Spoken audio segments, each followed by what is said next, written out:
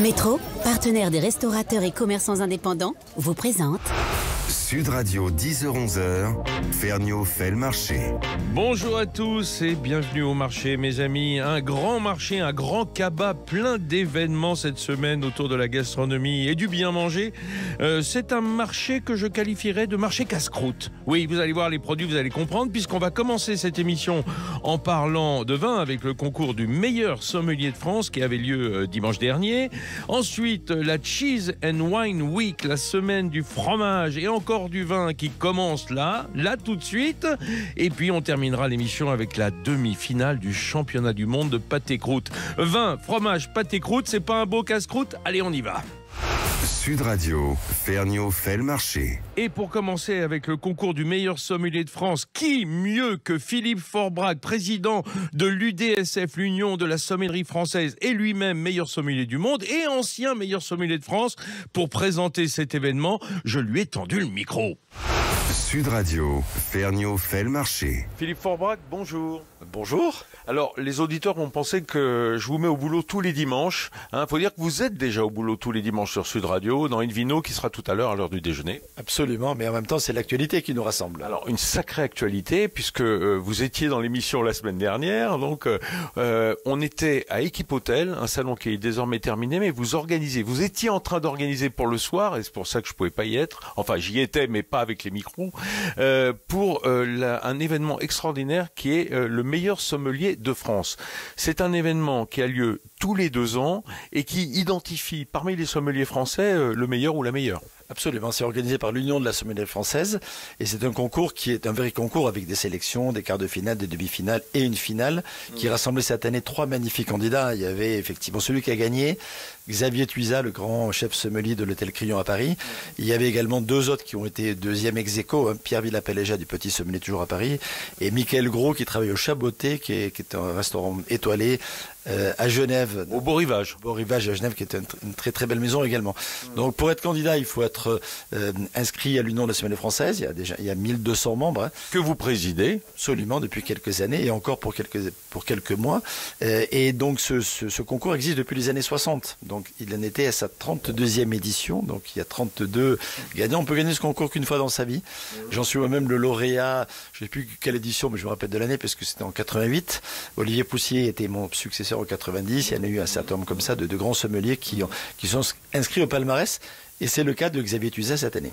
Alors, combien y a-t-il de sommeliers affiliés à l'UDSF ? Alors environ 1200, ça peut fluctuer d'une année à l'autre en fonction des événements et des carrières des uns et des autres. Ça correspond à peu près à peut-être au quart des sommeliers exerçant en France. On peut estimer à peu près notre population environ à 5000 sommeliers, ce qui est déjà un joli nombre. Après, pour être membre de l'association, ce que j'encourage bien entendu mes confrères à faire, parce qu'au plus on est unis, au plus on a de force et de poids. Et on fait surtout beaucoup d'activités, notamment dans les concours, ce qui est la partie visible de toutes nos activités, mais également dans la formation, dans l'accompagnement, dans les voyages, dans le rapport avec l'éducation nationale, etc. Et on intègre chaque année beaucoup de jeunes. Il y a une commission jeune qui se réunit. Il y a un concours d'ailleurs du meilleur jeune sommelier de France qui existe. Il est ouvert là. Les sélections vont avoir lieu le 9 janvier dans différentes écoles hôtelières de France. Et appel au talent. Absolument. On organise un certain nombre de choses. Et on organise aussi prochainement le concours du meilleur sommelier du monde, qui va avoir lieu en France, à Paris, du 7 au 12 février. Et là, ça va être juste une semaine incroyable dans laquelle 63 candidats venus de 63 pays du monde entier, donc plus 3 invités d'honneur qui sont les lauréats continentaux, vont venir s'affronter pour la gloire du métier et aussi pour leur carrière, parce que devenir meilleur sommelier du monde, j'en sais quelque chose, parce que j'ai gagné le concours il y a 30 ans tout rond, ça apporte vraiment quelque chose dans sa carrière.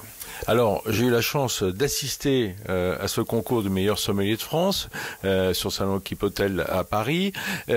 J'étais saisi comme tout le monde par l'aisance de Xavier Tuisa, le lauréat.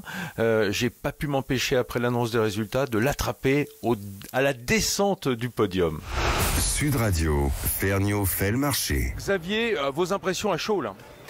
Tout d'abord, c'est une immense joie, bien sûr, c'est une libération et c'est le fruit d'années de travail et de sacrifice. Donc évidemment, c'est aussi émouvant. Est-ce que c'est difficile? Oui, c'est tous les jours en réalité. Il faut être curieux, à l'écoute Et c'est une philosophie de vie presque. C'est très prenant, mais c'est une passion. Alors vous êtes passé par des grandes maisons hein, au cours de votre carrière. Vous êtes jeune pourtant, quel âge avez-vous? J'ai 36 ans. Ouais, c'est ça, jeune quoi. Jeune mais mature. Oui, j'ai 18 ans de métier. Et effectivement, je sentais que cette année, c'était l'occasion d'y aller, de me présenter, de tenter l'aventure pour ma première participation. Donc, non, je suis très, très, très heureux. Alors c'est extraordinaire parce que l'hôtel Le Crillon où vous officiez ces jours-ci, enfin en ce moment, aux côtés de Boris Campanella, le chef, et Mathieu Carlin, le chef pâtissier, ça c'est un trio de folie parce que c'est un peu le renouveau d'une maison qui a connu un petit passage à vide, il faut le reconnaître. Oui, complètement. Et puis en plus de ça, on a été fermé pendant 4 ans. Donc 4 ans de fermeture, c'est inouï. Et là, effectivement, il y a un projet qui est en cours depuis déjà 1 an, hein, qui est actuel, c'est que le gastronomique est dédié au vin. On part du vin choisi pour créer un menu sur mesure à chaque client. Et ça, c'est une expérience inédite. C'est un peu la proximité et le regard de Alain Sindrin, ce qui n'était pas loin, hein, au Lucas Carton, qui faisait déjà ça il y a 30 ans, 40 ans. C'est modestement un clin d'œil au génie Saint-Dérins, bien sûr, mais notre voisin. Mais effectivement, on a cet amour du vin, cette culture du vin au crayon qui est vraiment magnifique. Alors, Xavier, il faut noter quand même que je disais vous êtes passé par des grandes maisons, mais vous êtes surtout bourguignon. Vous êtes de Côte d'Or, un pays de vin s'il en est. Et oui, je suis de Meursault. Mes parents habitent encore à Meursault, donc je suis l'enfant du pays, sans vigne, donc dépourvu de vigne. C'est ça. On vous a mis dehors parce que vous aviez pas de terrain à vous. Exactement. Mais figurez-vous que mon grand-père avait 1 hectare de bâtard montrachet qu'il a vendu après la Seconde Guerre mondiale, 1000 francs, à mon grand regret. À l'époque où il fallait y faire feu de tout bois, essayer de survivre. Aujourd'hui, est-ce que le Bourgogne, qui est votre goût d'enfance, reste votre vin de cœur? Parce que évidemment, comme chef sommelier et comme maintenant meilleur sommelier de France, vous êtes tenu d'aimer tous les vins. Mais est-ce que vous avez un goût particulier pour le Bourgogne? Oui, c'est le goût de l'enfance. Déjà, rien que ça, c'est que ça rythme mes souvenirs d'enfance. Ça rythme aussi mon éducation au monde du vin. J'ai commencé par cette région. Elle est dans mon cœur, évidemment. Mais bien entendu que j'aime toutes les régions françaises et j'ai un amour pour tous les cépages et pour tous les gens qui font bon. Xavier, on a vu que ce concours, ça n'est pas que le vin. D'ailleurs, il y a eu une épreuve où on demandait aux sommeliers de faire un cocktail, de servir un cocktail. Ça vous a décontenancé, ça ? Un peu, oui, parce que je m'y attendais, mais j'étais pas certain, donc j'ai quand même révisé mes cocktails. Mais effectivement, le sommelier, comme la consigne l'a spécifié, le barman s'est absenté. Mais oui, c'est possible. Mais il y a une demande de cocktail, donc faut agir. Et pour moi, de la bière aussi a été servie. Voilà, donc c'est toutes les boissons, le saké, la bière, le vin, tout ce qui est liquide, la gastronomie liquide. Alors, c'est pas un hasard si vous citez le saké dans la liste. Vous êtes maître saké. Vous avez reçu une distinction de la part de l'empereur du Japon. C'est assez rare pour un Européen. C'est rare, je crois que je suis le 18e étranger à l'avoir reçu de l'histoire, donc c'est rare. Et effectivement, c'était très émouvant de la part de l'empereur et de l'ambassadeur de l'UNESCO, enfin du Japon près de l'UNESCO. C'était un moment rare et unique et la confiance des Japonais est très forte. Et effectivement, j'essaie de l'assumer tous les jours. Qu'est-ce qui vous a initié au saké? Mon épouse, qui est japonaise bien sûr, et je cherchais de nouveaux accords pour mes restaurants à l'époque au Peninsula. Et elle m'a dit tu devrais déguster. Donc j'étais voir un monsieur Kuroda, un homme magique et qui m'a mis le pied à l'étrier. Alors, est-ce que le saké est un vin? Est-ce qu'on peut considérer que c'est un vin de riz? C'est une bière de riz qui se déguste comme un vin. Donc c'est entre les deux, ça se fabrique comme une bière, mais ça se déguste comme un vin. Donc c'est entre les deux, en termes d'alcool on a 14 degrés, donc c'est tout à fait raisonnable. Et c'est une boisson miraculeuse. C'est-à-dire, pour faire simple, pour ceux qui nous écoutent, on récupère un jus sucré à partir du riz, et que l'on fait fermenter exactement comme de l'orge dans la bière. C'est ça, parce que pour faire de l'alcool, il faut du sucre. Le riz n'a pas de sucre, donc il y a une fermentation qui va changer l'amidon en sucre, et ensuite une seconde qui va changer le sucre en alcool, avec de l'eau de source locale, et c'est effectivement de l'eau, du riz et des levures. Xavier Tuzat, qu'est-ce que ça va changer dans votre vie d'être meilleur sommelier de France? Vous rejoignez une joyeuse troupe et une troupe de grands prédécesseurs. Oui, la liste est très prestigieuse, évidemment. Ce que ça changera, j'espère que ce sera que du bon et beaucoup d'opportunités avec beaucoup de maisons. Ça va aussi m'imposer un rôle d'ambassadeur de la sommellerie de tous les jours. C'est-à-dire que dorénavant, je reprends une ceinture blanche de judo, si j'ose dire. Je vais redevenir apprenti pour mériter mon titre tous les jours. À vous redémarrer à zéro, là, pour gravir d'autres sommets, vers l'Europe, peut-être vers le monde? On verra, mais effectivement, il faut que je reste je dirais, Focus, quoi. et puis surtout avec faire valoir ce titre tous les jours. Donc c'est-à-dire que je dois être dans l'actualité encore plus maintenant parce que j'ai un titre à défendre, entre guillemets. Et ce qu'on oublie généralement quand on remporte un tel succès dans une épreuve aussi prestigieuse, c'est que dès le lendemain, on retourne à l'écrin, au restaurant, au service de la clientèle d'amateurs qu'il faut engager sur le chemin du vin. Exactement, et c'est notre métier du quotidien qui va revenir dès demain matin, et c'est ça que je trouve merveilleux. Ouais. Sud Radio, Ferniaud fait le marché. Oh là là, mes amis, quelle humilité et quelle science, quel talent que ce Xavier Tuizan. On n'a pas fini d'entendre parler aujourd'hui. Si on veut découvrir son talent, eh bien c'est à l'hôtel Le Crillon à Paris, sur la place de la Concorde, que l'on pourra écouter Xavier Tuizan nous parler de ses vins. Allez, on se quitte une seconde et on se retrouve encore avec du vin, mais aussi avec du fromage. Métro, partenaire des restaurateurs et commerçants indépendants, vous présente Sud Radio, 10h-11h, Ferniaud fait le marché.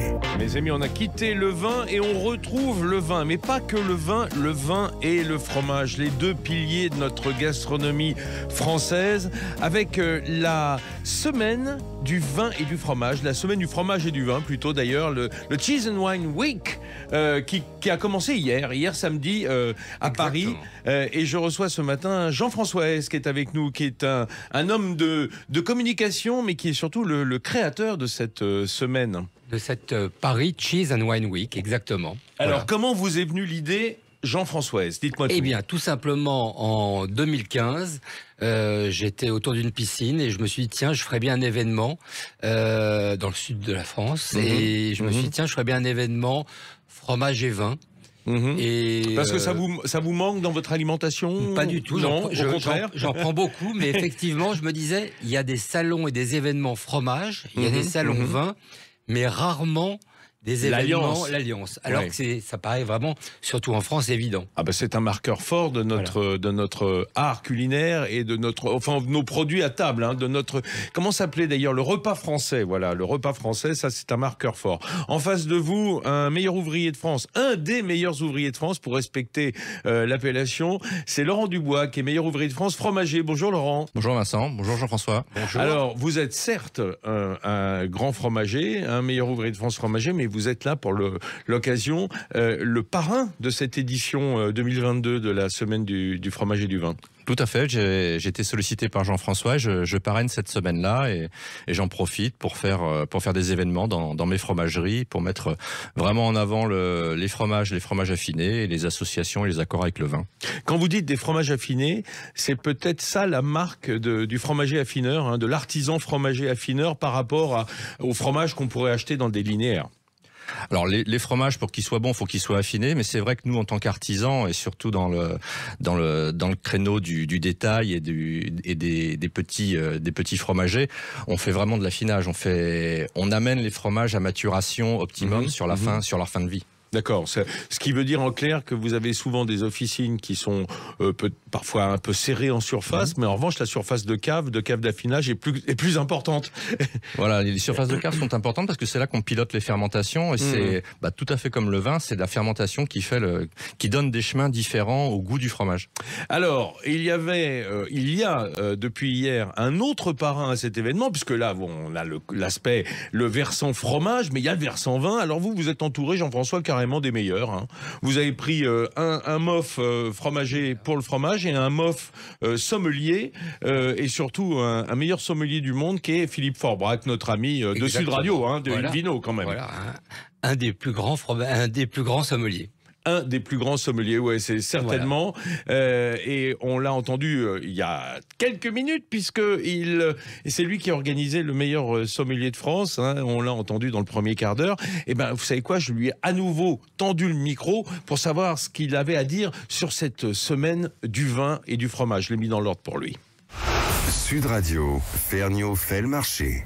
Donc toujours avec Philippe Forbrac dans l'émission, le président de l'UDSF, l'Union de la Sommellerie Française, alors on a parlé évidemment d'un événement, c'était la semaine dernière, mais vous avez des événements toutes les semaines, puisque là c'est la Cheese and Wine Week à Paris qui commence.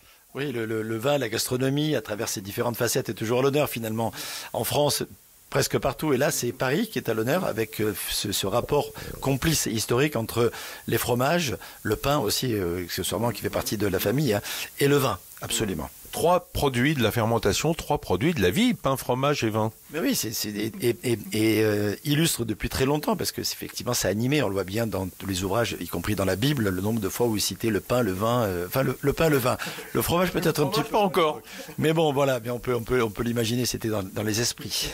Alors, Philippe Forbrac, vous êtes donc parrain de cette édition, avec nos amis en studio, Laurent Dubois et Jean-François Hess. Dites-moi, Laurent, Philippe, est-ce que c'est une légende en fait, cette connivence entre le vin et le fromage, ou est-ce que c'est une réalité à la dégustation ? Alors c'est une sorte d'évidence en fin de repas de rassembler finalement ce qui nous anime, c'est-à-dire le plaisir de goûter un vin et d'apprécier le fromage, surtout en France. C'est une évidence et en même temps la tradition est plutôt d'aller par exemple sur des rouges et on disait on va goûter un grand rouge avec le fromage et souvent je me souviens quand j'ai commencé ce métier il y a déjà quelques dizaines d'années, on disait il faut sortir vraiment le grand rouge pour le fromage et finalement c'était pas nécessairement la bonne idée, parce que je pense que le grand vin rouge notamment, il se sert plutôt sur le plat principal et les anciens, sans savoir pourquoi, souvent sortaient un vieux vin rouge et ils se disaient ça va mieux finalement. Alors c'était pas évident parce que le vieux vin rouge, il y a des subtilités que le fromage pouvait écraser. Par contre, c'était très intéressant parce qu'il avait mangé ses tanins, il était moins astringent et du coup, ça respectait plus le fromage et l'association. Et c'est ça le danger avec les fromages, c'est les polyphénols, sans rentrer trop dans les détails techniques, mais qui sont les tanins qui durcissent un peu le vin, qui sont d'autant plus durcis avec le lactose. Et les deux s'affrontent au lieu de se rendre complices. Et donnent de l'amertume souvent. Et donnent de l'amertume, alors ça peut donner de la longueur en bouche, mais c'est pas très heureux et pas très attendu. Si vous testez des blancs et sortir un grand blanc avec le fromage, là vous avez la clé. La solution, c'est là. Elle est dans le blanc et pas dans le rouge. Et d'ailleurs, quand on regarde les régions viticoles et les régions productrices de fromage, elles sont souvent similaires. On s'aperçoit que avec un comté, un vin jaune du Jura, c'est magnifique. Avec un crottin de Chavignol, un Sancerre, c'est évident. Qu'avec un pâte persillé de Roquefort, un liquoreux du Sud-Ouest, c'est parfait. Et les exemples sont multiples. En Alsace, avec un Münster, vous pouvez goûter un très beau Gewürztraminer, voire un Riesling ou un Pinot Gris. D'ailleurs, ça marche pas mal aussi. Et tout ça, je cite quoi? Des blancs. Et finalement, c'est une évidence d'association de terroirs. Blanc sec, moelleux, liquoreux et même effervescent. Mais bien entendu, un champagne avec un peu d'âge sur un brie de Meaux, Monsieur Vincent. On est dans la région en plus, hein. On est aux frontières de la Champagne et de la Brie. Mais oui, il n'y a pas que le Brie qui fleurit, le Palais aussi, et effectivement, et c'est vrai que l'effervescence champenoise fonctionne bien. Parmi les accords insolites, une époisse par exemple avec du Mars, ça fonctionne bien aussi, c'est intéressant. Un camembert avec un Stride brut fermier. D'effervescence spontanée, c'est un mariage juste évident. J'allais y venir, hein, parce que ça fait partie de vos attributions, toutes les boissons. Il n'y a pas que le vin, le cidre par exemple, ou la bière avec certains fromages. Le maroilles, avec une bière de fermentation lente ou haute, ou voire une triple, que nos amis belges et notamment le clergé belge aiment beaucoup, les bières trappistes, ça fonctionne parfaitement bien. Donc il y a, je pense, au moment du fromage, et même d'ailleurs aujourd'hui, on explore souvent l'univers du saké, par exemple, sur des fromages de chèvre frais, agrémentés d'une petite huile d'olive chère à différents amis, je pense notamment à l'huile H de l'île sur la Sorgue, mais il y en a bien d'autres qui est juste une sorte d'agrume naturel dans l'huile, c'est juste une association fantastique. Mais là c'est la Cheese and Wine Week, oui. Avec le vin en tout cas, le conseil du président de l'UDSF, c'est aller vers le blanc, vous serez moins déçu, en tout cas vous prenez moins de risques. Oui, exactement. Et d'ailleurs, l'un des partenaires de la Cheese and Wine Week, c'est la Savoie. Et Dieu sait si en Savoie, il y a de magnifiques fromages. Bien entendu, le reblochon, mais il n'y a pas que le reblochon. Et sur les blancs savoyards, c'est juste une merveille. Hein. Des roussettes, des chignins bergerons. Et on est plutôt sur des blancs. Ouais, plutôt sur des blancs, on l'a bien compris. Alors, sur des blancs et sur des vins de région, Laurent Dubois, Philippe Forbrac nous le dit, généralement, est-ce que les alliances sont induites par la région, parce que on a l'habitude dans les régions de goûter le breuvage de la région, ou est-ce qu'il y a objectivement une connivence? Non, il y a une vraie connivence de terroir, hein, de toute façon, dans les fermentations et dans les goûts. Si les produits se sont adaptés au terroir et aux régions, c'est qu'ils vont bien ensemble. Hein. Ah, voilà, ça c'est intéressant, parce que parfois on se dit, mais c'est mes papilles ou quoi? Là, c'est validé par l'histoire et par l'usage aussi. Ah, c'est l'usage depuis toujours, et c'est vrai que ces produits-là, s'ils sont là, c'est qu'ils sont cohérents et qu'ils correspondent vraiment à un territoire et à une historique. Ce que vous dites, en fait, c'est que tout va avec tout, mais qu'on a certaines habitudes et vraiment induites par les territoires, parce que, effectivement, si on mange un Sainte-Maure en Touraine, on va prendre un blanc de Touraine, ou parfois un rouge un peu léger, un Bourgueil, par exemple. Donc, c'est vrai que les terroirs créent l'habitude aussi. Voilà.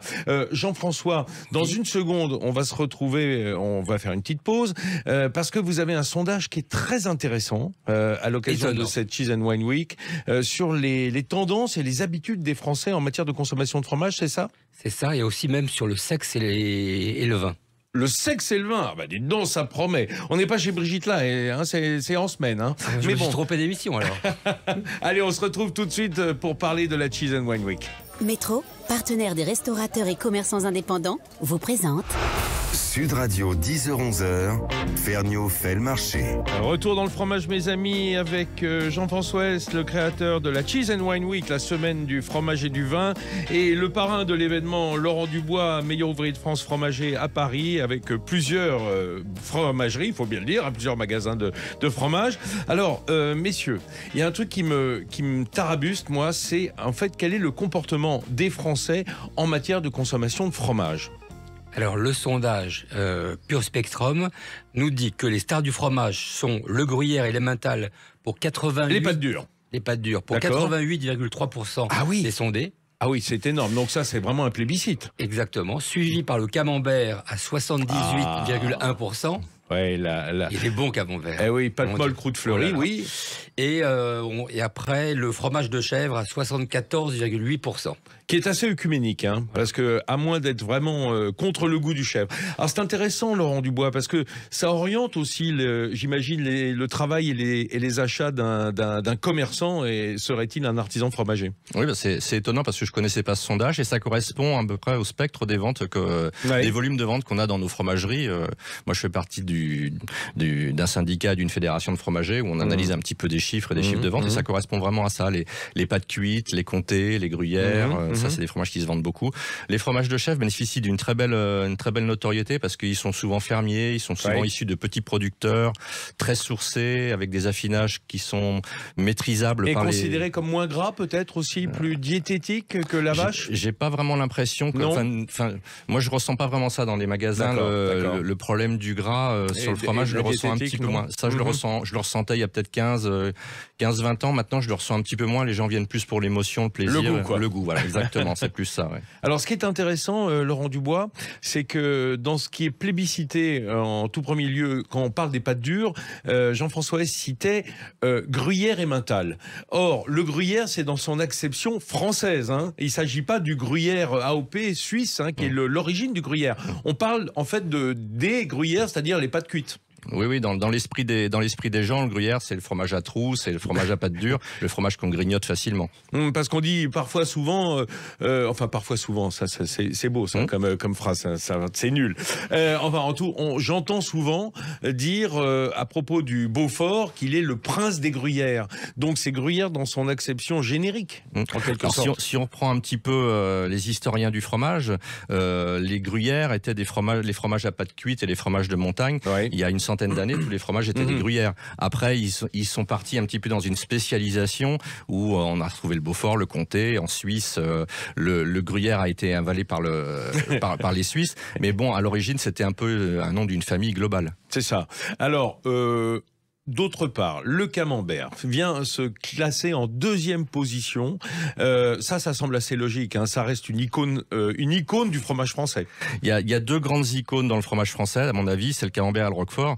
Pourquoi ? Parce que c'est des fromages qui sont présents depuis très très longtemps. Le camembert, la grande innovation du camembert, ça a été, au-delà de sa qualité organoleptique et de son terroir, c'est la boîte qui lui a permis de voyager et qui a permis de se diffuser avant les autres, je dirais, dans la France et dans le monde entier. Et le Roquefort de la même manière, parce que c'est un fromage qui a su aussi voyager et se faire découvrir avant les autres. Bon, maintenant, il y a plein d'autres fromages qui viennent un petit peu les taquiner. Oui, qui viennent les taquiner, vous avez raison. Puis on a parlé des chèvres.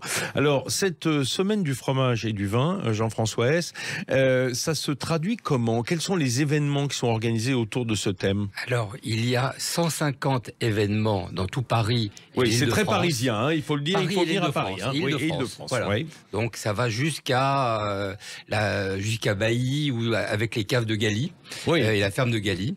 Donc il faut quand même faire une petite route entre Paris et voilà. Donc il y a ça.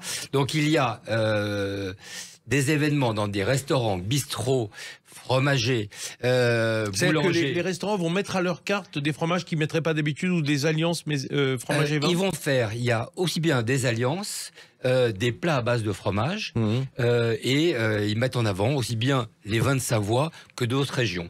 Ah, les vins de Savoie. Les vins de Savoie sont à l'honneur. C'est chaque année, en fait, lorsque vous préparez cet événement, vous allez mettre une région à l'honneur. C'est la deuxième année où l'on met les vins de Savoie à l'honneur, qui sont notre partenaire majeur. Ah bah voilà. Et cette année, il y a 10 cuvées qui sont mis en avant. 10 cuvées qui sont mis en avant. Je crois que nous avons en ligne un vigneron savoyard. C'est Pascal Quenard du côté de Chignin. Bonjour Pascal. Bonjour, bonjour à tous. Alors, Pascal Quenard, ça doit vous faire plaisir de penser que le vin de Savoie monte à Paris, est en vedette de cette semaine, parce que ça n'a pas toujours été la fête pour les vignerons savoyards. Oui, bah là, c'est déjà, on va dire, presque du passé. Là, aujourd'hui, maintenant, on est même plutôt à la mode. Ah, bah ça, c'est chouette. On est tendance aujourd'hui, les vins de Savoie. C'est un bon retour des choses. Il est vrai que c'était le vin que buvaient souvent, on va dire, les vacanciers, ceux qui montaient en station de sport d'hiver, et qui rapportaient une bouteille ou deux, ou qui les buvaient en station, comme on dit. Et qui n'était pas toujours le meilleur de ce qu'on pouvait trouver en Savoie. Absolument. Voilà. Souvent, c'était des gamets pas brillants. Et puis, vous avez fait votre mue, comme beaucoup des vignobles français, pour avoir aujourd'hui des très grands vins, tant en rouge qu'en blanc. Bah oui, je veux que confirmer tes propos. Et vous, en plus, vous êtes en biodynamie, ce qui est intéressant. C'est-à-dire, biodynamie, rappelez-nous ce que c'est encore plus bio que bio, quoi. Vous faites appel à des... Blanc, ouais. C'est ça. C'est ça, Pascal. Disons qu'après, on passe à un stade supérieur, qui pour moi est un stade supérieur, on passe quasiment dans l'énergie et dans le spirituel. Oui, voilà. C'est ça. C'est retrouver l'énergie dans la terre, quoi, pour faire simple. Dans la terre et les éléments. Éléments. Tout à fait. Ouais, revenons un petit peu sur vos vins en deux mots. Vous disiez, et ils sont à la mode à nouveau, ou peut-être pour la première fois, ces vins de Savoie. C'est peut-être pas un miracle s'ils sont aujourd'hui fêtés à Paris dans cette semaine du fromage et du vin, parce que d'abord c'est en termes de goût. Ça va vraiment des rouges les plus profonds et les plus épicés avec des mondeuses qu'on connaît bien, jusqu'aux blancs les plus légers, les plus riants. Il y a une belle gamme. Tout à fait. D'ailleurs, un petit détail auquel je pense, c'est qu'en fait aujourd'hui on a la chance d'avoir deux cépages, donc la Jacquère qui donne les vins blancs, Chignin, Promont, tout ça, et la mondeuse qui sont des cépages peu alcoogènes, c'est-à-dire qui donnent peu d'alcool. On arrive sur les Jacquères, on est à 11 degrés. Sur les mondeuses, on a entre 10,5 et 12. Et c'est vrai qu'aujourd'hui, les gens recherchent quand même des vins qui sont la buvabilité, comme on dit. Donc des vins qui ne montent pas la tête, qui sont très digestes. Et c'est vrai qu'on a une chance d'avoir ce genre de style de vin. Mais alors Pascal, quand on dit Chignin Bergeron, c'est une appellation extrêmement locale. Tout à fait. Ça correspond à 3 communes en Savoie, qui sont Chignin, Francin et Montmélian. Les 9 dixièmes du Chignin Bergeron sont sur Chignin, en fait. Voilà, et le Bergeron, c'est aussi un nom vernaculaire, c'est un nom local de la Roussanne. De la Roussanne, voilà. D'accord. La Roussanne, qui est le grand cépage rhodanien, c'est vraiment le même ? C'est exactement le même, tout à fait. D'accord. Alors, on ne sait pas de quel côté il vient, puisque en fait, les cépages souvent suivaient les fleuves. Donc là, il est remonté par le Rhône et par l'Isère. Mais d'un autre côté, on sait que la Syrah vient de la mondeuse. Bon. Donc la mondeuse est partie dans l'autre sens, en fait. Tiens, ils se sont croisés à un moment donné. Exactement. Dans un virage du Rhône. Pascal, je vais me tourner vers Laurent Dubois.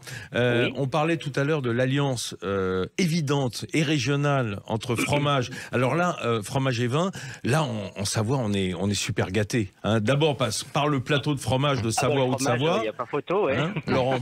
Oui, tout à fait. De toute façon, c'est très intéressant ce que disait le vigneron. Là, c'est la buvabilité. Et nous, avec le fromage, quand on fait une dégustation, soit on prend un vin qui a une grande personnalité et on prend un fromage un petit peu plus éteint pour mettre en valeur le vin, ou alors sinon on fait l'inverse. Et là, dans la dégustation et dans les moments de convivialité, de dégustation de fromage, les vins qui sont un petit peu moins forts et qui sont plus faciles à digérer, qui sont plus faciles à boire, ont vraiment un intérêt. Ça permet de passer des bons moments et c'est plus intéressant. Oui, alors avec modération, hein, comme il est d'usage, mais c'est important de dire que le vin, ça se boit. Hein, c'est pas on le déguste ou on le goûte, ça, on le boit. Hein, c'est une boisson. Oui, tout à fait. Comme le fromage, quoi. C'est pas des émulsions, c'est des choses, c'est des vrais produits bruts, naturels. Oui, et je rappelle qu'il y a dans le vin 85% d'eau en général au minimum. Hein.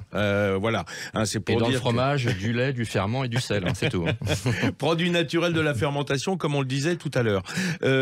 Jean-François S, cette semaine, est-ce qu'elle d'une année sur l'autre, il y a des choses qui changent ou est-ce que c'est un peu toujours le même système? Est-ce que vous agrégez un petit peu des nouveaux talents, des nouveaux restaurants? Bien, on est passé de 80 restaurants, bistrots, fromagers, etc. à 150 cette année. Donc, il y a énormément de choix. Et pour tout savoir sur ce programme, parce que je serais incapable de vous dire... de mémoire ce qui se passe partout, mais il faut aller sur le site parischeeseandwineweek.com. D'accord. Voilà. Mais il y a des choses marrantes, comme par exemple si vous allez dormir à l'hôtel Fauchon, eh bien vous aurez pour une nuit 3 verres de vin et un plateau de fromage. Ah bah voilà.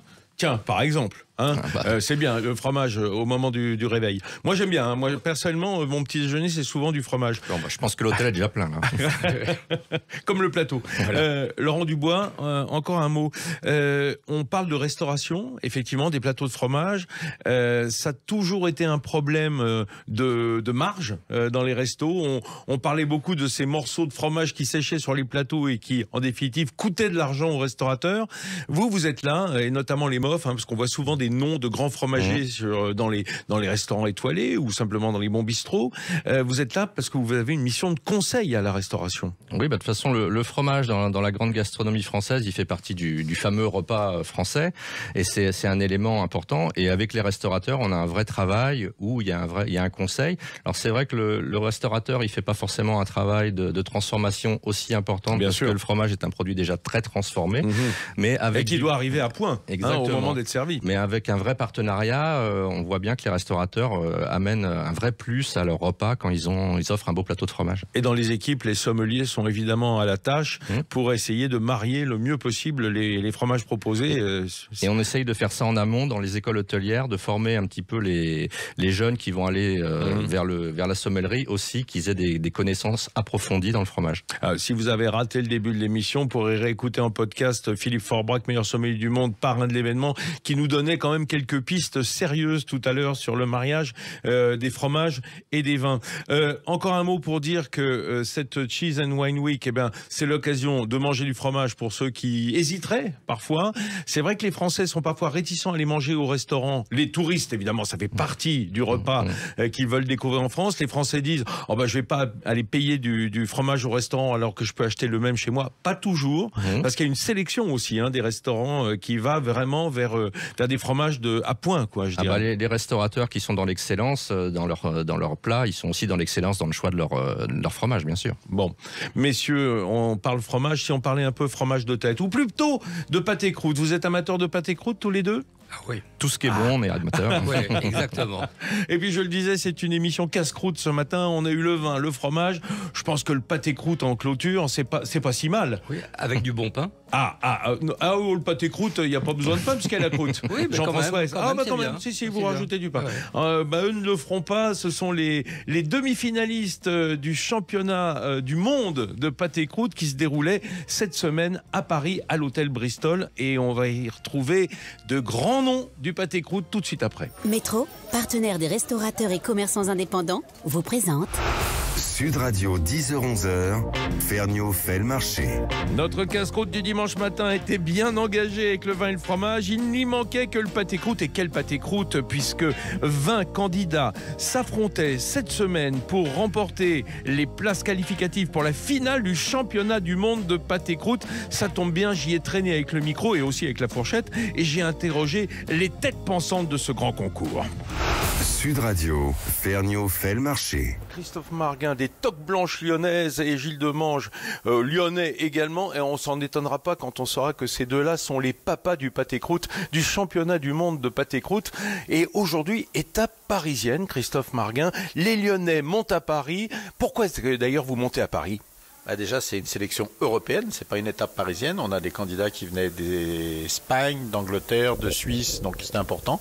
C'est les demi-finales donc de ce championnat du monde qu'on fait maintenant régulièrement à l'hôtel Bristol. Pour nous, c'est important de délocaliser cet événement. Et pour nous, Paris, c'est magique, donc c'était important de faire la demi-finale ici. Alors, Gilles Demange, cette étape, elle est super importante parce que c'est en fait la sélection européenne, ce qui veut dire aujourd'hui qu'il y a plusieurs sélections continentales ? Alors, il y a eu une sélection à Tokyo pour l'Asie, avec plus de 70 dossiers qui sont affrontés et 2 finalistes qui ont été désignés, donc des Japonais du Japon, comme on dit. Et il y a également eu une sélection à Montréal pour Canada, pour l'Amérique du Nord, où là aussi il y a eu 2 sélectionnés sur une trentaine de dossiers. Combien de Japonais, excusez-moi ? 2 Japonais. Donc 2 et 2, 2 Américains et 2 Asiatiques. Exactement, plus un chef de Tahiti qui a été sélectionné. En wildcard ? Non, pas en wildcard, il y a une sélection là-bas aussi. Et avec, pour l'instant, c'était la première édition, une quinzaine de dossiers. Et vont les rejoindre en finale 9 finalistes européens qui vont être désignés dans quelques minutes ici et qui ont été jurifiés par ce jury d'exception, comme d'habitude. Alors, Christophe Marguin, si je comprends bien, ça fait au total 14 finalistes qui se retrouveront en décembre à Lyon, sous l'or lyonnais de cette cuisine qu'on adore. C'est important pour vous que ça reste lyonnais, même si c'est international ? Oui, c'est un plat qui est de la tradition lyonnaise, qui est dans notre culture, qui a toujours été sur les cartes des restaurants historiquement, donc notamment dans les bouchons. Donc pour nous, c'est important. Donc cette finale, elle va être merveilleuse. On a un président extraordinaire, Pierre Hermé. Symboliquement, pour nous, c'est très très important d'avoir des membres du jury qui viennent de la pâtisserie, qui viennent de la charcuterie, qui viennent de tous les corps de métiers qu'on peut représenter, nos métiers de bouche, et de fédérer tout ça, c'est magnifique. Et puis on est impatient de voir qui va gagner après le dernier candidat qui venait du Japon l'année dernière. Parce que le pâté croûte, il faut le reconnaître, c'est assez œcuménique. La pâte, elle est d'origine de pâtisserie. La farce, elle est d'origine de la cuisine et de charcutière. Et au résultat, les charcutiers, les cuisiniers, les pâtissiers s'affrontent. D'ailleurs, est-ce que les 3 corporations sont représentées dans les candidats ? Alors, on a cette année vraiment une poussée de candidats issus du monde de la pâtisserie, des pâtissiers, qui en fait sont très légitimes puisque originellement le pâté croûte était réalisé par les maîtres pâtissiers au Moyen-Âge et même au-delà. Voilà. Donc c'est le retour, ils s'intéressent à nouveau fortement à ce concours et au pâté croûte en général en le mettant sur leurs étals. Le plus bel exemple à Lyon, on a la maison Bernachon qui a la 3e génération, et ça fait 3 générations que dans la pâtisserie-chocolaterie, on peut également acheter du pâté croûte. Oui, d'ailleurs, ça ne choque pas que cet élément rentre dans les pâtisseries, d'autant qu'il y a de plus en plus de pâtisseries chez les charcutiers traiteurs. Les charcutiers traiteurs, ils ont souvent des tartes, des flancs, de la pâtisserie assez simple, mais donc il y a une interpénétration des différentes corporations. Alors, Christophe Marguin, on parlait à l'instant des pâtissiers. On était ensemble à Tokissime, à Megève, il y a pas longtemps, il y a 2 semaines. Le pâtissier d'Emmanuel Renaud, le chef triplement étoilé des Flocons de sel, a gagné le concours des pâtés croûtes de montagne. Est-ce que ça veut dire qu'il va être dans cette sélection? Alors non, puisque à cause du Covid, la sélection de Tokissime, elle arrive 1 an après, donc il sera dans le concours l'année prochaine. Mais c'est vrai que symboliquement, pour nous, c'est fort qu'un pâtissier gagne une épreuve. Et nous, on rêve que d'une chose, c'est qu'un jour, un pâtissier ou un charcutier soit le champion du monde. Alors rappelons, pour ceux qui nous écoutent, les standards du pâté, parce qu'on juge sur des critères très précis. Le pâté croûte, c'est d'abord l'apparence, à la coupe, d'abord entier et à la coupe. Déjà, la tranche doit être fermée. Souvent, de temps en temps, vous pouvez trouver des pâtés sur le dessus où il y a de la gelée. Ça c'est plus facile à travailler. On va dire que on enlève beaucoup de difficultés. La difficulté, elle est de faire fermer, que la tranche soit donc homogène, on va dire, surtout qu'il y ait de la gelée qui apparaisse au sommet de la farce. Au moins un bon demi-centimètre de gelée, c'est important. Et puis ensuite, la farce, chacun la travaille comme il veut, mais on se rend compte depuis 14 ans... Il faut respecter les traditions parce que les jurys, malgré qu'on puisse mixer dans les jurés, d'avoir un peu des jurys qui viennent de différents horizons, il faut que ce soit des vraies farces qui aient du gras, qui soient pas sèches, parce que si on met trop de viande, c'est sec. Si on met que de la viande en morceaux, si on fait que des couches, ça sera moins agréable. Il faut qu'il y ait du gras, il faut qu'il y ait du cochon et la tradition, tout simplement. Je veux revenir sur cette notion de pâté fermé. Parce que c'est important et c'est un détail technique extrêmement différencié parce que on sait bien que la viande à la cuisson, et plus la température est haute et plus ça va être le cas, se rétracte. Or, on veut qu'un beau pâté, et c'était le cas ce soir, sur les 20 pâtés, grosso modo, ceux-là étaient bien respectés, que les bords collent à la farce. Oui, c'est très important. Et comme vous venez de le dire, il y a vraiment beaucoup de techniques. On ne se rend pas compte et lorsqu'on va acheter une tranche de pâté croûte, on se dit ouais, c'est une tranche de pâté et on va traiter ça un petit peu vulgairement. Alors que c'est peut-être un des plats qui a le plus de techniques à avoir. La cuisson est importante, la gelée est importante, le goût est important, la farce est importante. Tout est important. Et le plus dur, c'est d'arriver à mixer le tout et d'arriver à la perfection. Gilles Demange ? Alors, j'ajouterais qu'un pâté, comme son nom l'indique, doit être cuit dans une croûte, dans une pâte. Sinon, c'est pas un pâté. Et il peut y avoir la tentation de monter un pâté sans le cuire dans sa croûte, ce qui n'a pas de sens, puisque la cuisson en croûte, qu'on retrouve d'ailleurs avec, par exemple, un loup en croûte, la cuisson en croûte sublime les matières qui sont utilisées pour constituer la farce. Donc c'est cette sublimation des ingrédients qui est intéressante, et un pâté qui ne serait pas cuit dans sa croûte n'est pas un pâté croûte, ça devient une terrine. Oui, parce que en fait, c'est presque si c'était une farce entièrement luttée en quelque sorte. Elle est enfermée, elle cuit à l'étouffer dans sa pâte. Exactement. Et il faut que la pâte reste en tout cas croustillante, goûteuse, bien cuite, alors qu'elle a tendance à blanchir à l'intérieur au contact de l'humidité. Exactement, et puis la cuisson, souvent les pâtes peuvent manquer de cuisson, et c'est pour ça qu'il faut toujours commencer par une cuisson très très forte, à plus de 200 degrés, 210, 215, et après on redescend à 180 degrés pendant un certain temps, mais après tout ça c'est des techniques, et surtout il ne faut pas oublier l'histoire, pourquoi la farce dans le pâté, au début c'était la conservation, puisqu'on n'avait pas de frigo, il ne faut pas l'oublier, beaucoup de gens... Donc le moins d'air possible à l'intérieur. Exactement, pour que la viande elle ne s'abîme pas. Un dernier mot, ce soir...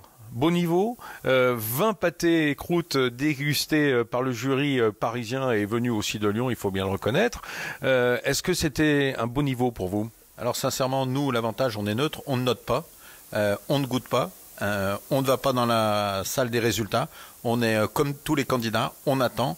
On a vu visuellement, on a l'habitude depuis 14 ans de voir, c'est vrai que le niveau était très beau, on a eu beaucoup de candidats à sélectionner. Je pense que c'est l'année, et c'est la vérité, où on a passé le plus de temps pour trancher, c'était difficile. Donc c'est beaucoup de dossiers. Oui, beaucoup de dossiers. 70 dossiers.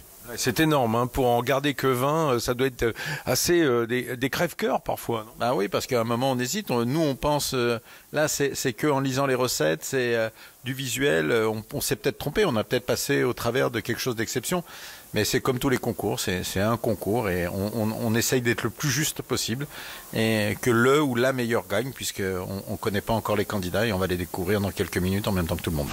Sud Radio, Ferniaud fait le marché. Me voici dans la coulisse de ce championnat du monde de pâté croûte. Le résultat vient d'être donné. Je suis avec Audrey Merle, la 3e colonne du temple du pâté croûte lyonnais. Audrey, vous avez devant les yeux les résultats des 9 sélectionnés. Est-ce qu'on peut les donner parce qu'ils se retrouveront dans à peine un mois à Lyon pour la finale? Je vous écoute. Alors, dans le désordre, Jérémy Crozer de la maison Crozer et Bello à Lyon. Célèbre traiteur lyonnais. Exactement. Frédéric Le Guen du club TP90 à Paris. Ah, un Parisien chouette. Un chouette Parisien qui était déjà l'année dernière. Ensuite, Tony Capocci de l'épicerie des Fermes, qui était grand gagnant du concours Tokissime. Ensuite, il y a Stéphane Bory du Grand Café Capucine, Élie Trumeau du restaurant Michel Roth, Hôtel Président. À Genève. Exactement, un petit Suisse. Kenji Takenoshita, je le prononce comme il le faut, de la Pyramide, Patrick-Henri Roux. D'accord, c'est l'équipe de Patrick-Henri Roux à la Pyramide à Vienne. La Pyramide à Vienne, exactement. Aurélien Vidal, de la Maison Vidal. Ah, ça c'est chouette, hein, c'est chouette. Parce que c'est un petit jeune fort prometteur, c'est la 3e fois. En Haute-Loire. En Haute-Loire, dans le 43. Voilà, il est avec nous pour la 3e fois.